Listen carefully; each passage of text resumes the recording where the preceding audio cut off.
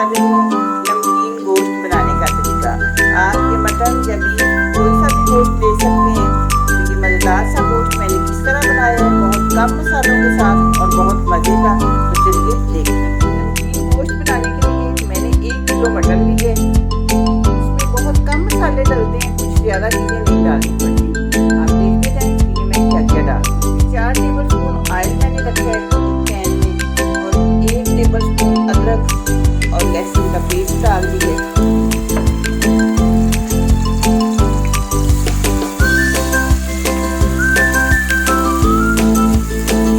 इसके बाद मैं थोड़ी देर तक फ्राई कर दूँगी, बहुत ज़्यादा नहीं करना, बस 1 मिनट तक लहसुन और अदरक को फ्राई करने के बाद ये गोश्त डाल देंगे।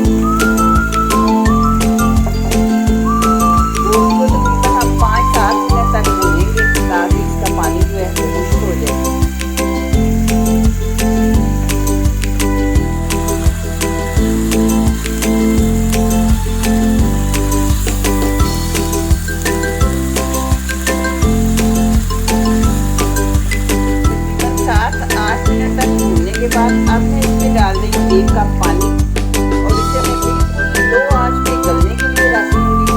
पानी की पाबंदी नहीं है कि आपने 1 कप ही डालना है, क्योंकि आपकी गोश्त है। ये पानी ठीक होने के बाद आप चेक करें, अगर गोश्त सख्त है तो पानी आप मज़ीद भी डाल सकते हैं।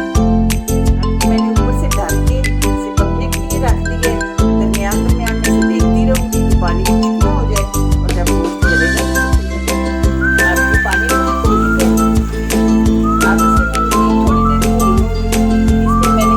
मिर्ची डाली, 1 टीस्पून काली मिर्च है। आप अपने टेस्ट के मुताबिक कम या ज़्यादा कर सकते हैं। हल्का सा पानी का छींटा देंगे।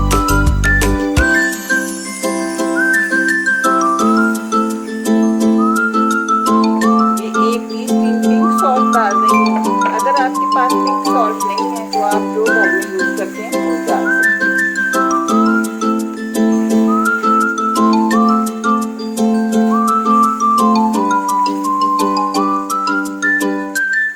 नमक और मिर्चें डालने के बाद मैंने तकरीबन 5 मिनट तक इसे मज़ीद भूना है।